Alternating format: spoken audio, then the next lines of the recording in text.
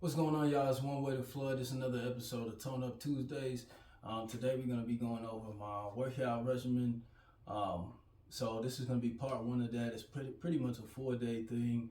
The first 2 days I'm doing my primary muscle groups, and then the third day I'm doing my sisters, my auxiliary muscles, and then on the fourth day I'm resting. Now I'm recording this video right in my home because I pretty much made this for somebody that's busy or that's got a lot going on and can't get to the gym for whatever reason.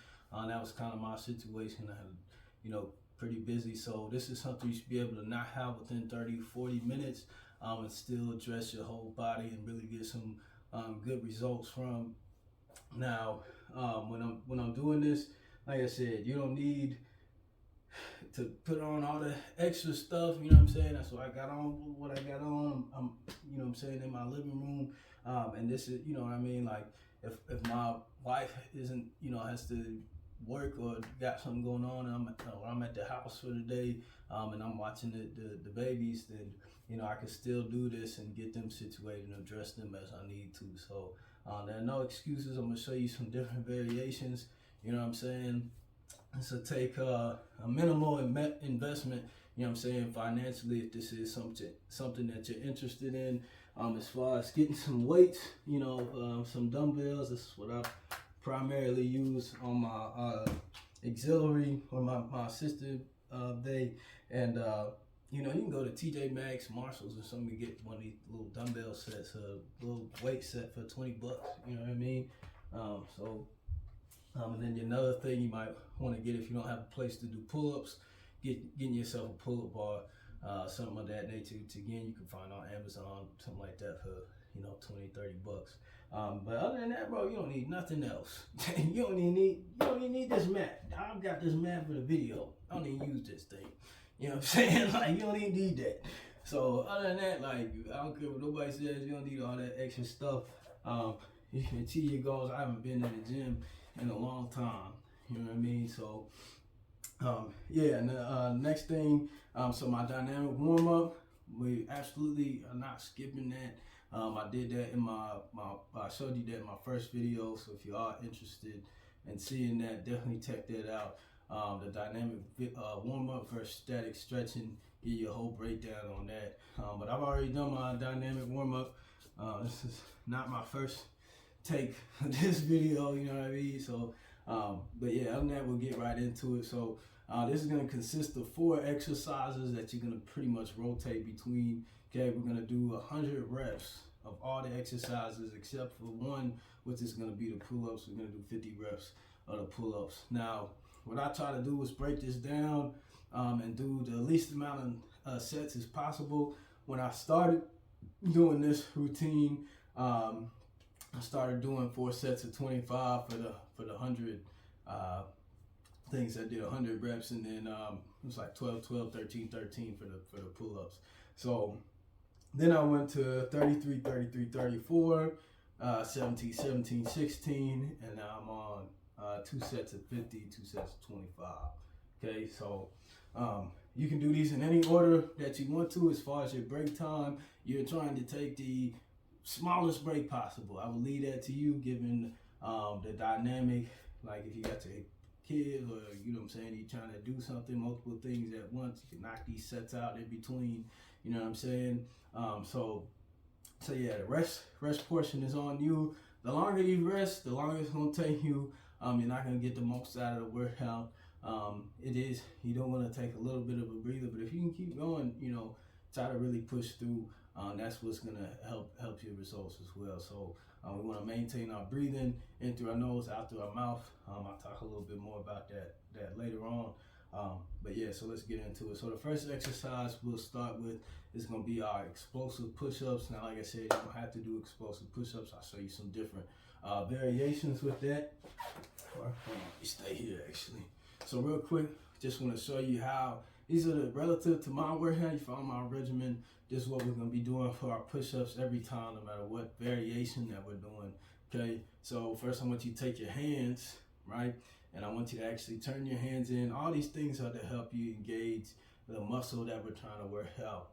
and actually work that muscle out. So right now we're gonna engage your chest. So I want you to turn your hands in, and then you're putting your shoulder blades back.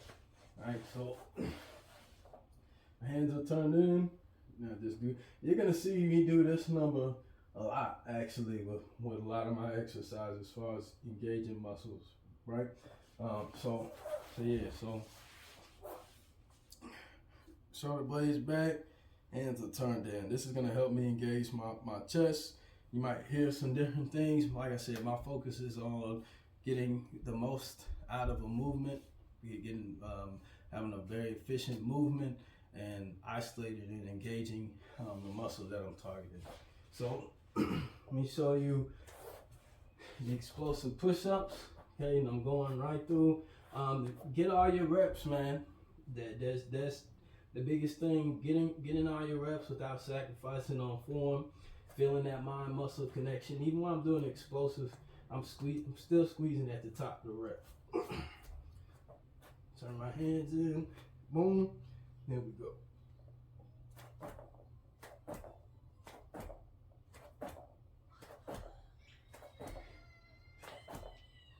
Okay, back upstairs. So, show you from this angle as well. Right. Boom, boom. And this one might be a little weird because I'm on my knees, so I might slip a little bit. But go boom.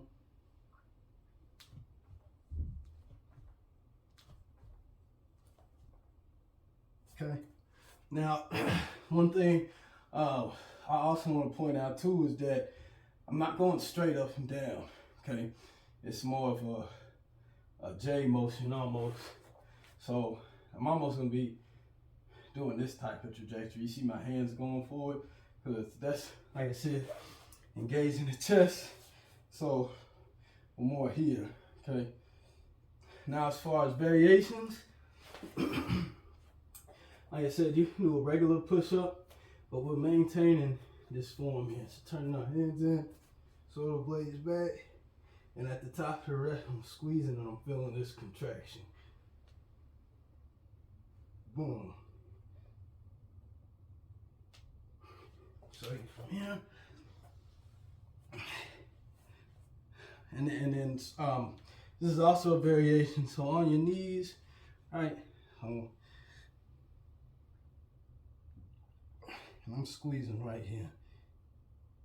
Right now I can feel all of that in my chest. And that's how it should be. I should be feeling, when I'm working out my chest, should be feeling my chest getting worked out. Okay? So as far as some more variations, like I said, you can do that normal push-up. And if you're doing that normal push-up, slow your reps down. You know what I'm saying? Slow down, explode up. Okay, now it kind of look like, oh, excuse me. Slow down, explode up. But I'm in control the whole time. Slow down, explode up. Okay? Now another variation on your knees. And on your knees isn't just for females. I work with different types of clients. A lot of them are in that obese range or in the range where their movement and what they can do is not something you would see on a typical person. So some of those people, you know, we're just walking or we're doing minimal movements, but that's what we have to do to progress. So sometimes it's a matter of being honest with yourself. I've seen people that won't even get started because they're kind of ashamed of where they're starting at. You know what I mean? And they won't even, because they're not, you know, doing it like this person or that, and you'll never go anywhere. You know what I mean? So it's just a matter of being real with yourself. There's no shame in it. Everybody started, you know what I'm saying, somewhere.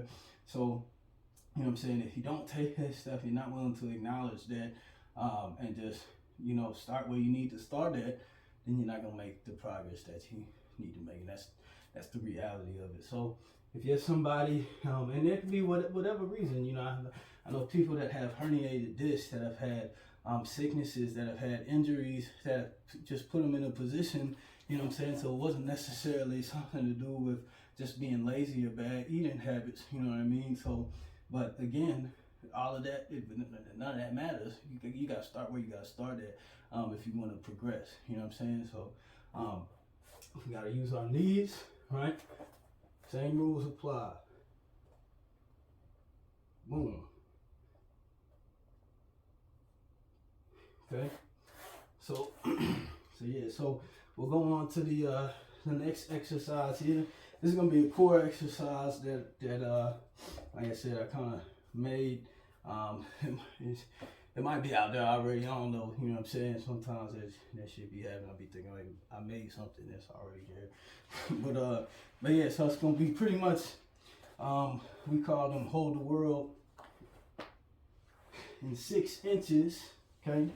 So it's just like this, and you're gonna alternate between these two, right? So the top of my back's never touching the ground. You know what I'm saying? My feet aren't touching the ground, right?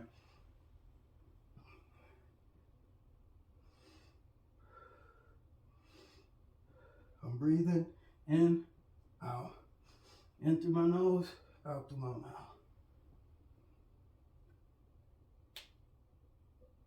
Okay, and when I'm doing this, and one more thing on the breathing, like I said, you have different metabolic pathways. Your primary one relies on oxygen, your aerobic pathway. So you want to make sure you're maintaining your breathing throughout your workout, throughout your reps. Don't stop breathing.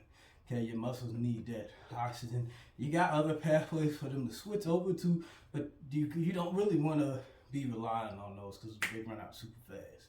You know what I'm saying? So try to keep your breathing, and you know you're still gonna get fatigue and whatnot, but this will help a lot in the long run. So as far as variations with this core movement here, you can do just regular sit-ups, and like I said, man, no excuses. You need somebody to hold your feet down.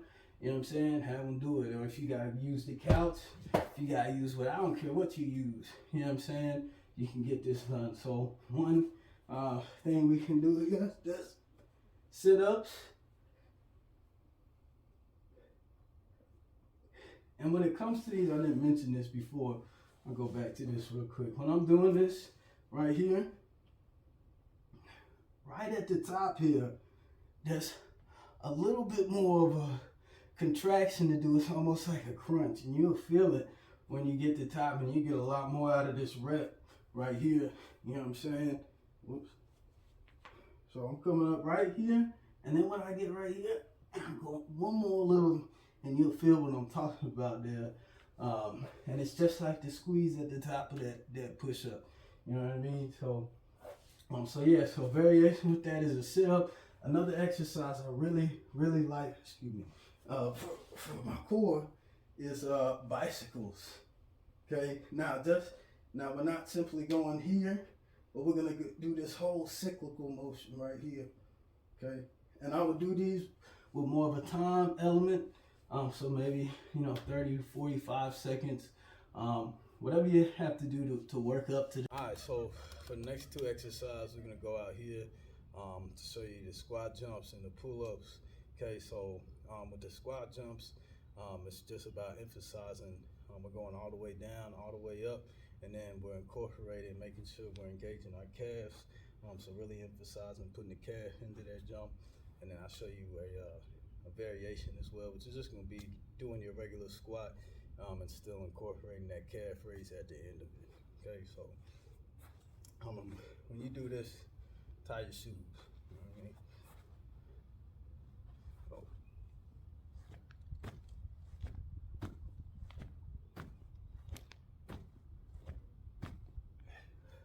And like I said, sometimes my legs are wider, sometimes focus on trying to keep them narrow. You know what I mean? Yeah, I'm just kind of altering that.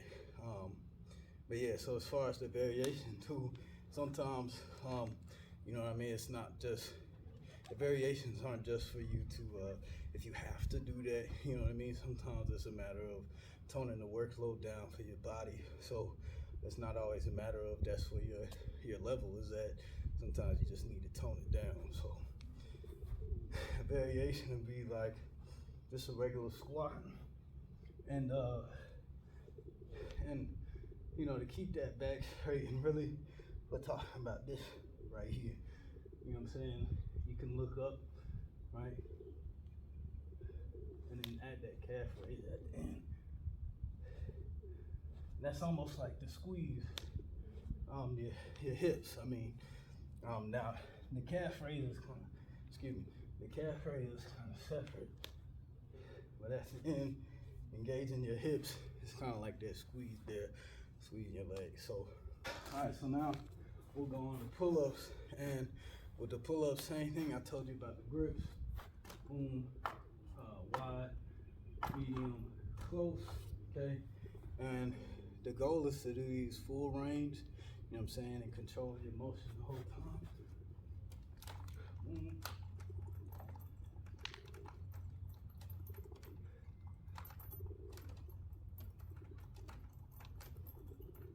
Okay, so you might switch your next set, you know what I mean?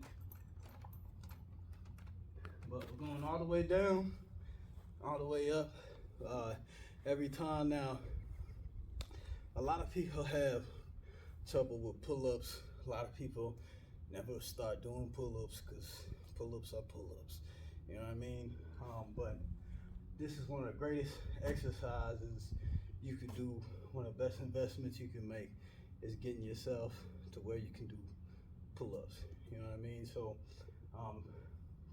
as far as variations for this, you really, if you can invest in that bar I was telling you about, then you can use a chair and kind of assist yourself with doing the pull-ups. You know what I'm saying? I could even bring a chair out here, you know, and assist myself with doing the pull-ups.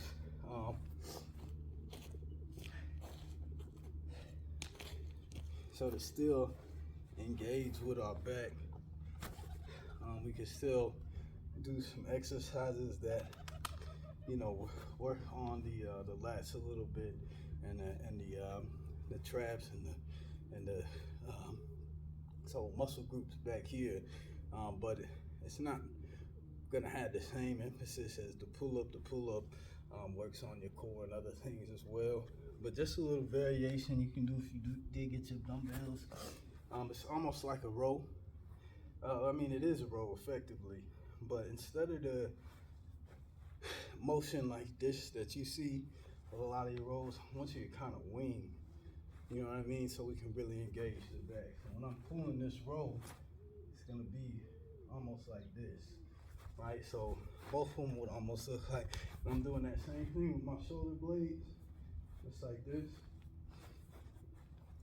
Kind of bent here, not all the way over, maybe at like a little more than a 45, and I'm almost doing a wing motion. So I'm still coming up, but I want to squeeze at the top of this rep. I'm squeezing right here, so it's gonna look like this. I get these, and you probably do it with lightweight, something you can manage, something you can control at first. Maybe 20 pounds, 15, 20 pounds, nothing crazy. You know what I'm saying? You want to definitely get the form down. So get it here, and I'm squeezing right there.